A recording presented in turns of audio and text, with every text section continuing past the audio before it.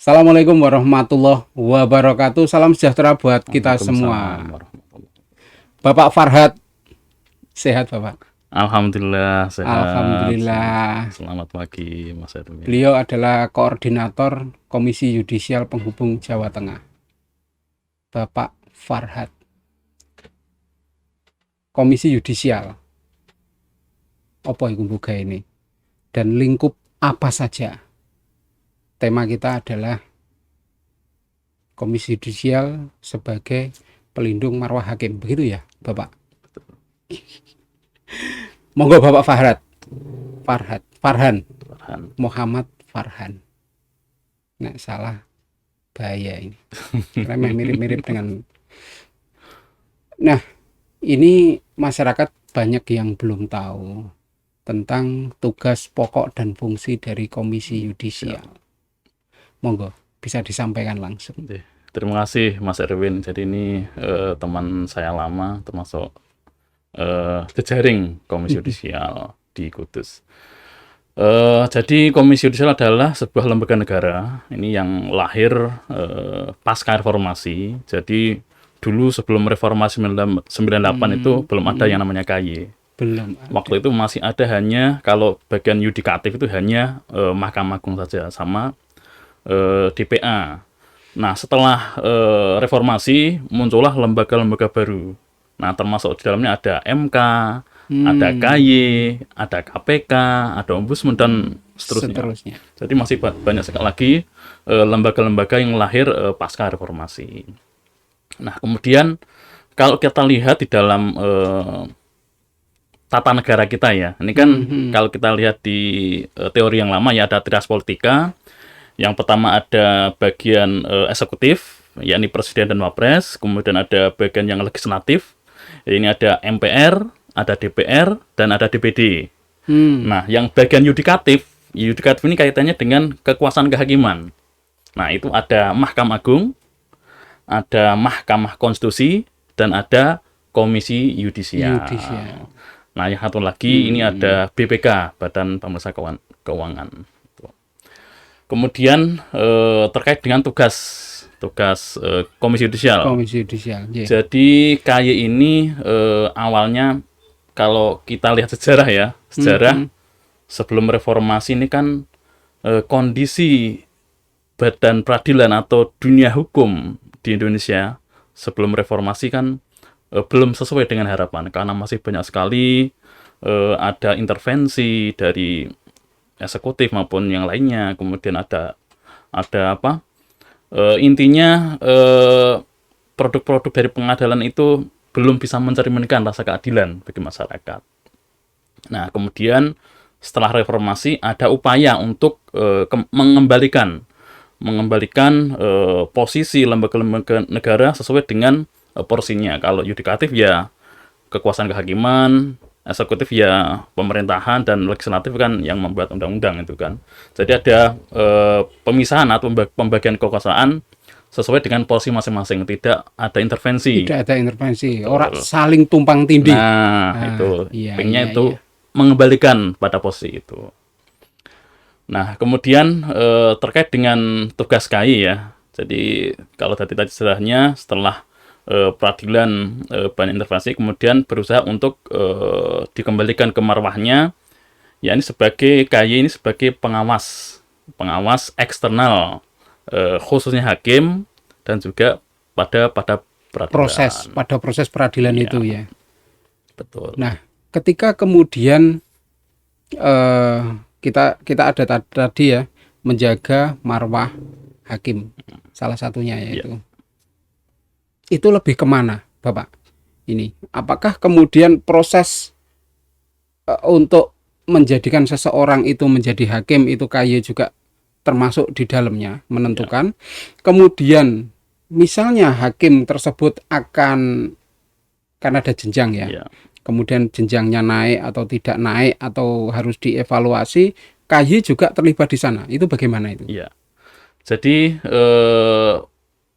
secara konstitusional, jadi KY ini memiliki kewenangan yang pertama mengusulkan pengangkatan hakim agung dan hakim ad hoc di Mahkamah Agung untuk diusulkan kepada DPR. Ini yang pertama kaitannya dengan rekrutmen hakim agung. Wah, Nah, ini.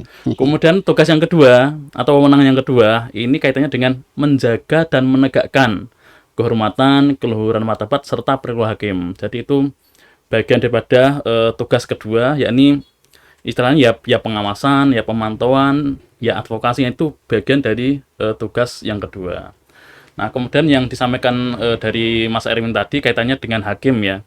Karena hakim ini kan sebagai aparat penegak hukum, sebagai titik sentralnya dalam proses-proses penegakan hukum. Jadi kalau hakim ini berjalan sesuai dengan relnya, baik itu kompetensinya, baik itu integritasnya, baik itu kemampuannya dalam bidang hukum, nah itu sepertinya akan berjalan dengan sebaik-baiknya. Tapi hakim ini kan manusia ya, karena dia manusia betul. Juga ada salah dan lupa mungkin. Nah itu harus ada yang mengingatkan. Nah posisi KAI itu sebagai ya pengawas, ya pengingat agar hakim bisa berjalan sesuai dengan koridor hukum yang berlaku, ya sesuai hukum acara, sesuai dengan peraturan perundang-undangan. Nah termasuk juga di dalam tadi promosi dan mutasi. Nah itu KAI juga memiliki kewenangan. Jadi KAI bisa melakukan eksaminasi putusan atau meneliti putusan yang itu dijadikan dasar nanti untuk merekomendasikan adanya misalnya mutasi tadi, promosi atau mutasi dengan berdasarkan hasil putusan yang sudah ingkrah itu KAI mempunyai kewenangan itu juga. Itu. Oh, ngeri ya KAI. Nah, hakim ketika Pak Farhan tadi menyampaikan bahwa hakim adalah manusia. Ya. Tapi jabatan hakim itu kan melekat. Ya, betul. Artinya secara dia sebagai ketika duduk di persidangan, kemudian ketika berada di rumah, kemudian ketika berada di masyarakat, apakah kemudian kewenangan dari KAI itu juga akan ada di luar peradilan itu? Ya. Ini kan berkaitan dengan perilaku, itu bagaimana? Betul. Jadi hakim ini dianggap hakim itu 24 jam. Waduh. Artinya tidak hanya pada waktu bersidang atau berdinas saja, tapi kondisi perilaku di luar kedinasan, misalnya di luar, di rumah, dan di sosial itu juga menjadi perhatian daripada Komisi Yudisial itu sendiri. Artinya ketika ada pelanggaran yang dilakukan di luar pengadilan, itu juga menjadi ranah Komisi Yudisial untuk menindaklanjutinya. Jadi selain KAI mengawasi di dalam pengadilan atau pada saat berdinas atau pada saat bertugas, KAI juga mengawasi pada saat di luar kedinasan, begitu. Jadi selama itulah, karena memang ini kan hakim ini kan luar biasa ya kewenangannya. Iya. Jadi betul. Bisa menghilangkan hak seseorang, bisa memindahkan kekayaan, harta, tanah dan seterusnya bisa beralih ke kepemilikan, bahkan juga bisa menghilangkan nyawa seseorang. Iya. Misalnya vonis mati itu kan juga bisa. Artinya kalau tidak ada pengawasan ataupun yang mengawal agar hakim itu berjalan dengan sebagaimana mestinya, itu kan bahaya sekali itu. Jadi ketika hakim harus diawasi atau walaupun bukan pada saat berperkara harus ada yang ngawasi, ini tentu ada hal lain nih. Tak pikir itu lain. Karena ketika seseorang kemudian ingin menjadi hakim, ya toh, tentu kondisi psikologi ini benar-benar menjadi hal yang paling utama ketika proses perekrutmen itu ya. Nah, ini apakah hakim ini hanya diawasi oleh Komisi Yudisial ataukah ada badan lain juga yang turut serta atau masyarakat misalnya? Iki hakim iki kok begini gitu. Itu apakah boleh mengadukan ke Komisi Yudisial atau ada lembaga lain yang juga boleh untuk dijadikan tempat untuk mengadu? Iya. Gimana, Bapak? Jadi di Indonesia ini komplit sebenarnya kaitannya dengan pelayanan publik ya. Kalau khususnya dengan pengaduan terhadap hakim, sebenarnya secara internal lembaga itu ada yang namanya Bawas atau Badan Pengawas Mahkamah Agung. Jadi itu pengawas hakim, bahkan semua aparatur pengadilan itu diawasi secara internal oleh Mahkamah Agung lewat Bawas. Lewat Bawas. Nah, kalau KY ini hanya mengawasi atau pengawasan eksternal khususnya kepada hakim saja. Nah, tetapi di luaran lain ada lembaga-lembaga khusus juga, misalnya kayak ombudsman. Ombudsman kan adalah yang misalnya ada maladministrasi itu kan diawasi oleh ombudsman juga. Benar. Nah, termasuk juga adalah peran serta masyarakat. Ini yang sangat penting ini. Jadi tanpa adanya dukungan atau partisipasi aktif dari masyarakat, maka kondisi-kondisi atau lembaga-lembaga ini tidak bisa berjalan dengan efektif. Contohnya KY lah. KY ini kan hanya ada di Jakarta ya, kemudian membentuk penghubung seperti kami ini di daerah. Nah, di KY ada SDM sekitar 300-an. Sementara hakim yang diawasi ada sekitar 9 ribuan. Nah, artinya postur SDM ini kan tidak imbang. Kalau tanpa ada dukungan dari masyarakat, maka tidak bisa berjalan dengan efektif dan efisien. Oleh karena itu, pengawasan yang menurut saya ya, yang paling efektif sebenarnya masyarakat sebenarnya. Masyarakat yang nanti bisa menginformasikan atau melaporkan ke lembaga-lembaga tadi, yang misalnya dari KY atau ke Bawas atau ke Ombudsman misalnya, itu bisa saja itu. Dan itu sangat efektif sekali. Masyarakat kita ini orangnya kadang sok mau ribet. Karena ketika harus melaporkan itu wedi juga ketika harus, wah nanti saya berisiko nih. Apakah ketika kemudian melaporkan itu identitas dari pelapor ini juga aman? Ya kan ngono. Betul. Karena yang dilaporkan kan orang yang memiliki talent luar biasa kan gitu. Karena posisinya juga mengerikan kan dengan hakim yang memutuskan banyak hal tadi. Nah itu, apakah ketika masyarakat melapor itu kemudian identitasnya bisa dilindungi? Ya. Gitu. Jadi kalau di KY ini memang hampir semua proses itu kan memang dirahasiakan ya, tertutup lah. Gitu. Jadi termasuk juga identitas ya. Identitas itu juga pasti kita tutupi oleh KY. Artinya KY juga menjaga di sini tidak hanya pelapor, tapi juga menjaga tadi marwah hakimnya. Kalau belum terbukti kan harus dijaga dulu kan. Jangan sampai ini nanti menimbulkan fitnah yang apalagi sampai mencuat ke publik, kan itu tidak perlu. Artinya KY juga berkomitmen untuk menjaga identitas para pelapor. Di sisi yang lain juga menjaga marwah hakim atau pengadilan itu sendiri. Jadi imbanglah porsinya itu. Nah, kemudian yang terkait tadi, kemudian masyarakat takut untuk melapor misalnya.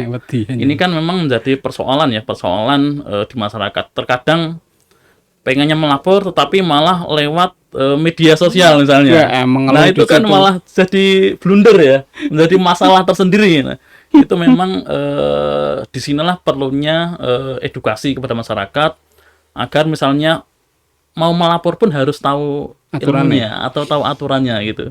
Jadi agar tidak serampangan, tidak asal ini hakimnya tidak adil misalnya langsung nulis asal-asal di Facebook, ini malah menjadi masalah tersendiri, kena ITE nanti pencemaran misalnya, itu kan menjadi masalah. Artinya memang KY juga terus berusaha untuk memberikan edukasi kepada masyarakat, misalnya terkait dengan tata cara laporan. Jadi ada tahapan-tahapannya. Jangan sampai masyarakat yang ingin melapor malah menjadi masalah. Malah menjadi masalah di kemudian hari. Dirinya di kemudian hari. Itu. Jadi ini perlu digarisbawahi sama sedulur ISK.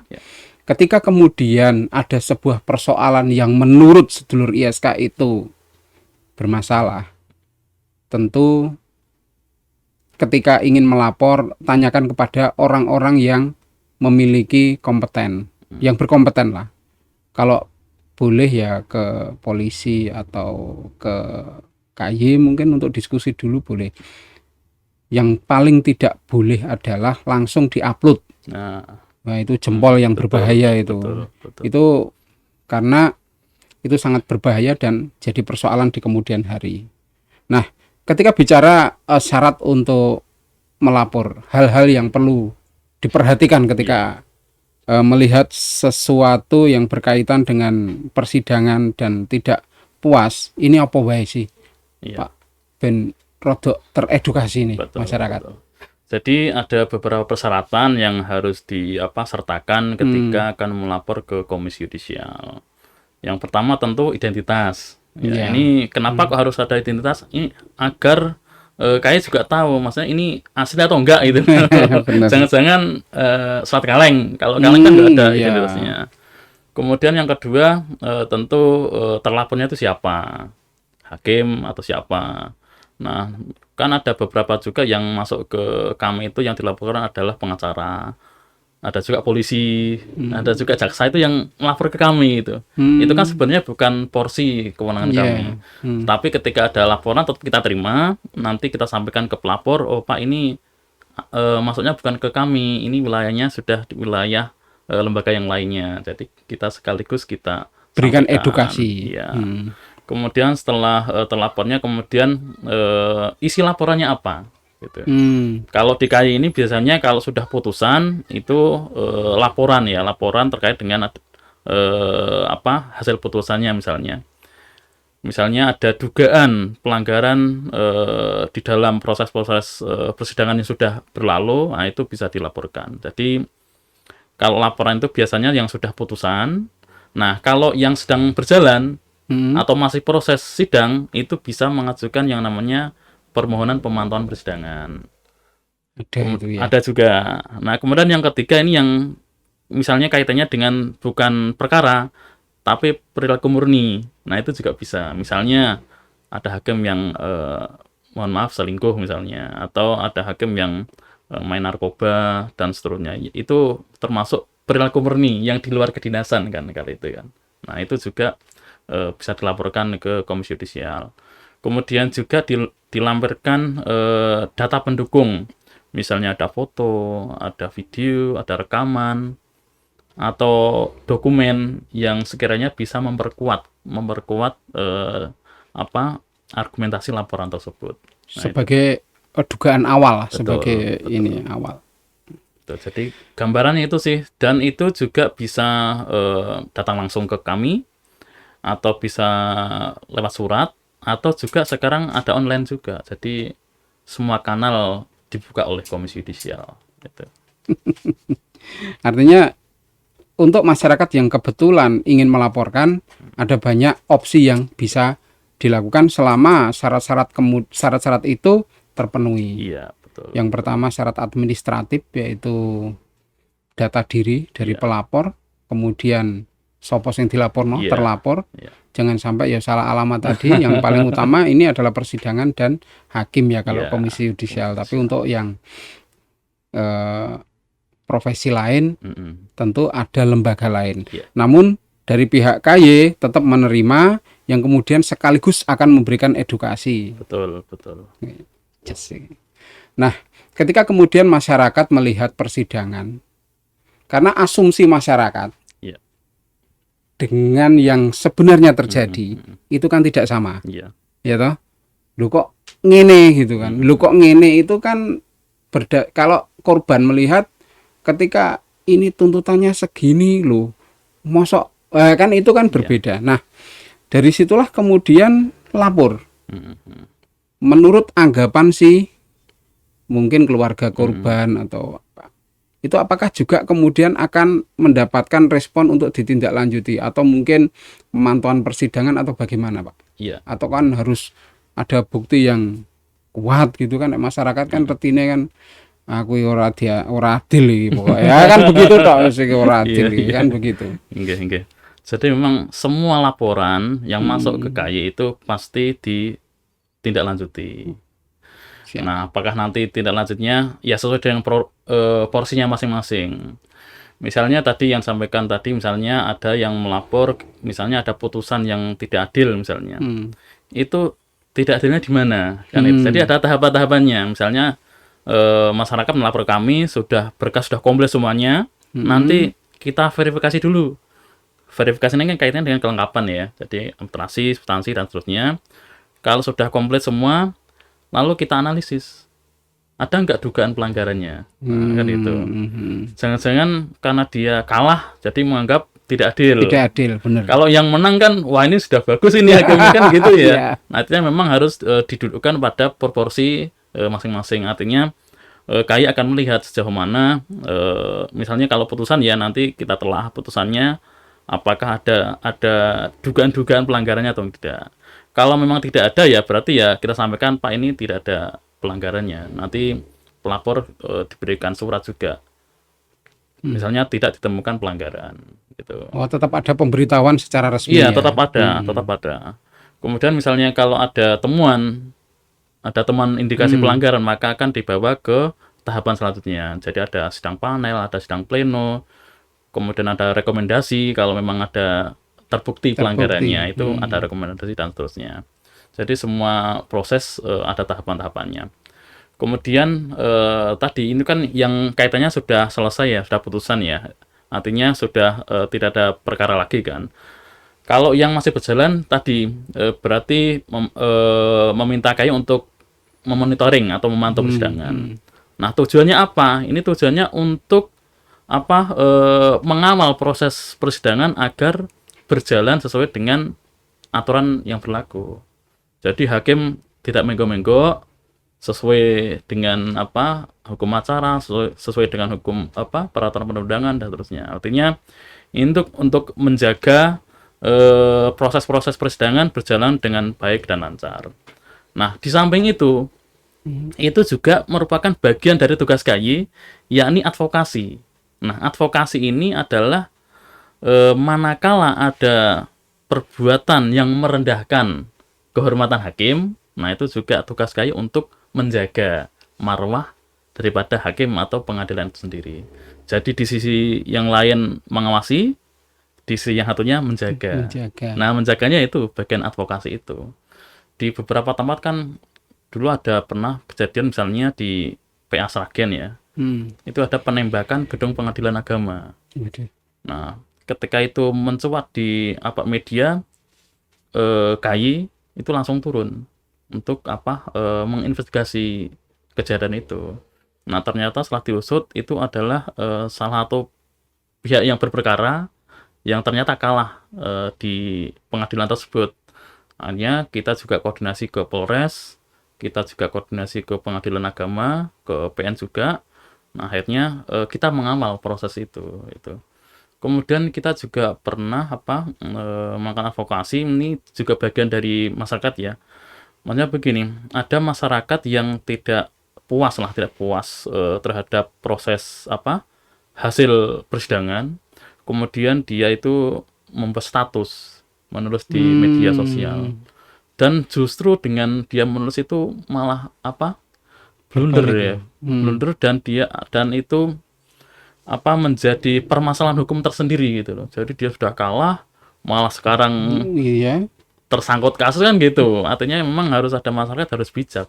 Jadi oke lah kalau misalnya dia kalah ya dia harusnya upaya hukum kan gitu. Dia bisa banding atau kasasi dan seterusnya. Atau misalnya kalau ada unsur pidananya dia bisa melapor ke polisi misalnya. Jadi tidak langsung tadi nulis bermedsos ria tapi tanpa itu juga menjadi bagian dari tugas KAI yang manakala ada perbuatan yang merendahkan kehormatan hakim. Itu, Mas Erwin. Nah, dari sepanjang waktu tren masyarakat yang sudah teredukasi atau kebelakangan ini itu lebih kalau saya melihat dari waktu ke waktu lah, oleh mungkin tahun 2019, 2020, 2021 dan ini masuk ke tahun 2022. Itu tingkat kesadaran, tingkat ke intelektual masyarakat terkait dengan dugaan perilaku yang sudah masuk ke KAI itu cenderung mengalami peningkatan atau mengalami penurunan atau bagaimana? Ya.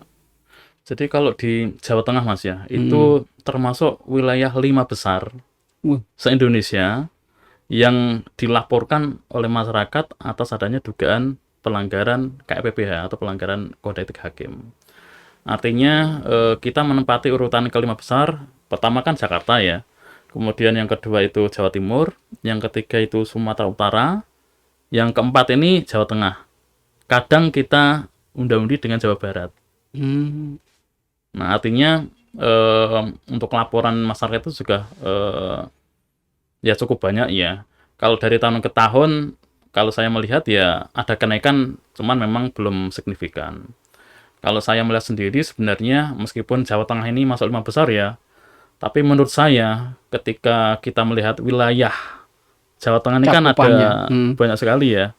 Artinya memang banyak sekali masyarakat yang belum tahu kehadiran Komisi Yudisial. Apalagi kita ini kan personelnya hanya 4 orang. Sementara wilayah kita se-Jawa Tengah ada 35 35. pengadilan negeri, 35 pengadilan agama, ada TUN, militer, pengadilan tinggi, dan pengadilan tinggi agama. Misalnya kita mau mantau sehari selama 1 bulan full ya, itu nggak bisa nyukupi. Ya tentu dari sini kan memang butuh keterlibatan Betul masyarakat. sekali. Nah, Ya. itulah kenapa kita terus kampanye. Nah, termasuk juga kita terima kasih kepada isknews.com ini yang sudah memberi ruang kepada KAI untuk ikut serta memberikan penyuluhan atau memberikan edukasi kepada masyarakat. Oh, ternyata ada KAI loh di Jawa Tengah, di Semarang. Nah, itu misalnya ada masyarakat yang sedang berhadapan dengan hukum, dan kemudian misalnya ada dugaan-dugaan, nah itu bisa melapor ke Komisi Yudisial gitu. Perlu dicatat Lur. Nanti kita akan berikan alamat atau nomor telepon untuk Komisi Yudisial agar masyarakat nanti ketika kebetulan berperkara dan kemudian mendapati adanya dugaan pelanggaran bisa langsung dikomunikasikan kepada Komisi Yudisial, bisa melalui telepon, bisa melalui secara online ya, secara online atau datang langsung ke Komisi Yudisial Semarang sebagai penghubung ya. Tapi vertikal ya memang ya. Betul. Vertikal. Jadi tadi saya dengar ada peradilan militer.